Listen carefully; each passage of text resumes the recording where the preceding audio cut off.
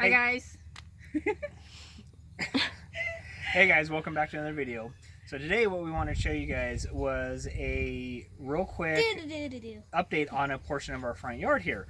And so when we planted, we had originally started a whole bunch of pepper seeds, various different types of peppers, cayennes, habaneros, jalapenos, serranos, poblanos, etc., etc.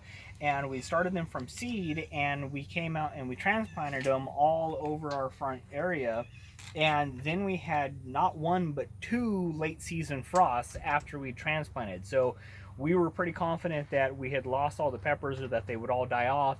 And so we came back in and decided to plant tomatoes. And we're like, if they grow, grow. If they don't, they don't. And so then one day we came out and realized that not only did our tomatoes do good, but our peppers didn't get killed. And so now we have a whole bunch of peppers and we have a whole bunch of tomatoes.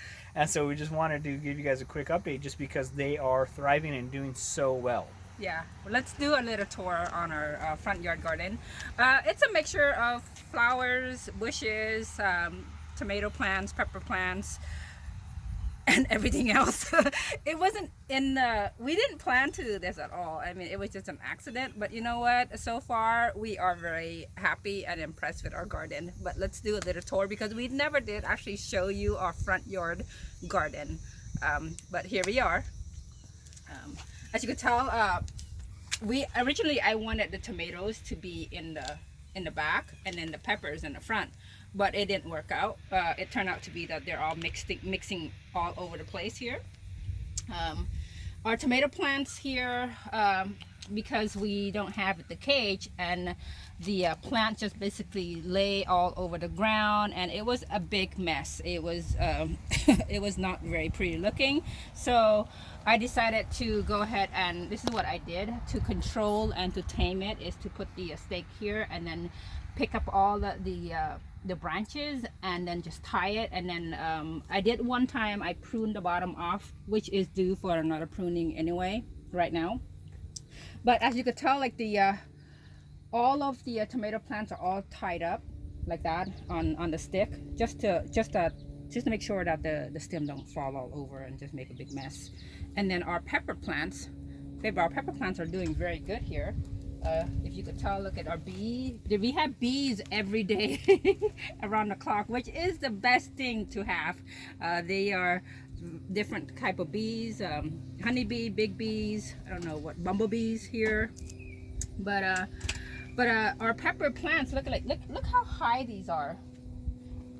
Look, they're all So just they're high. The raw's about 5 foot and 5.5. Yeah, 5'4". So she's 5'4" and you can see, I mean, these are almost up to her shoulder here.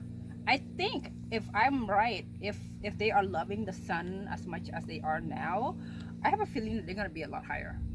At least maybe. Up to here. At least these type of peppers. whatever types they are, because being consistent, we didn't label them, so we're not exactly sure. We're gonna have to wait till the peppers themselves grow. But based off of like this pepper right here, I think they probably are a bird's eye, just based off of the way that the pepper looks. I don't know why it's all curled up like that. Oh, there's one right here. That's good. But yeah, so if you we have plane traffic here, guys. So sorry if you're constantly hearing the plane. So this looks like a bird's eye pepper, or what's commonly referred to as a Thai chili pepper, or hot chili peppers. Or hot chili peppers. So I personally we've grown these bird's eye peppers a few times over the past probably 4 or 5 years, and I've never seen the plants get as tall as these ones have. Yeah, they are tall. These are the tallest one. We have a few of these plants. We have one in this area here, and then we have more here.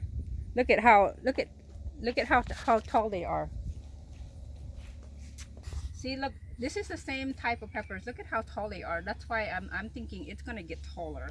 And the amount of flowers and pepper that it's producing is gonna be amazing, because just by standing here and looking at all these peppers just make my mouth water.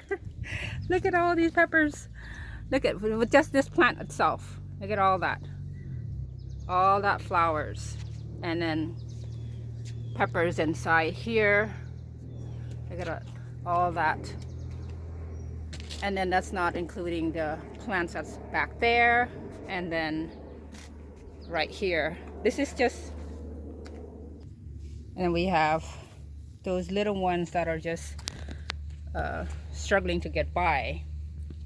And then also with our tomatoes, we're just so excited. We're just talking about peppers, and like our tomatoes are doing well as well. Yeah, and these are cherry tomatoes, believe it or not. I mean, these cherry tomatoes are just absolutely enormous. And so, you know, the only thing that we are doing for these things is for insect control. We're using the BT and our diatomaceous earth, or DE, to control caterpillars and any other types of insects.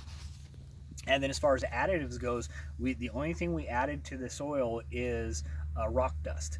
That was it. We haven't added any kind of manure or any other types of additives, and I think it's just a matter of because the previous owners kept bringing in more and more bark every year.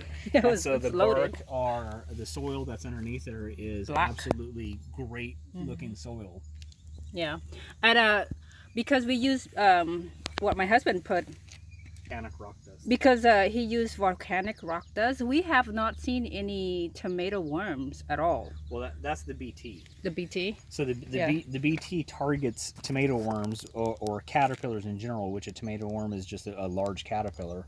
And so we haven't had any issues with any kind of caterpillars of any type, whether they're the notorious tomato worms or any other type of caterpillar for that matter. And then the DE will help take care of a lot of the other insects that you don't want as well. It gets in there and it suffocates them or cuts them up and takes care of them, so they don't want any part of it, and they typically will stay away.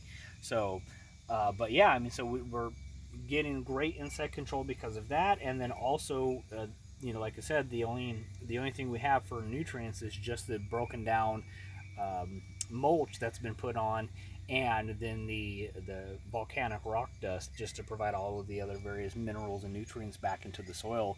And as you can see, these plants are absolutely loving it. They're thriving and doing amazing. Yeah, I've harvested the tomatoes a few times just because they turn red on us. Here's some more on this side. I mean, it is going crazy. But I have to admit, I mean, the mistake that I made at first, before I put the stake up and gather the tomato plants together, it was very it was not a very pleasant sight. I mean, we got plants laying all over the sidewalk. And now it's a little bit more tidy and not as bad. But I did, because I have to do, you know what I did was I have to transplant half of my tomato plants that was on this that was in this flower bed to a different area, because the shade of the tomatoes. Relocated a bunch of pepper plants too. Yeah, I did, because the tomatoes gotten somehow before the pepper plant actually shoot up, they were actually small. So because they're small and tomato plants, I got the tomato plants in the front, it blocks them from growing. So I had to transplant like about half of the pepper plants into a different area. Let me show you the locations that I transplant to. The same thing, here's my daughter right here. Hi, baby. The same thing, there's another bush right here that my little baby girl planted for me earlier. Like, look at, I mean, perfect sun. We get, they don't get morning sun, they get afternoon sun, but still, I mean, these plants right here are loving this area. But here, this is what I wanted to show you, is this. And coincidentally, this area, we did not put any of the volcanic rock dust in. So, because originally this was just flowers and bushes, and so we didn't add anything at all. So now we've obviously, since we've transplanted these peppers over here, we started spraying them with the BT and the DE.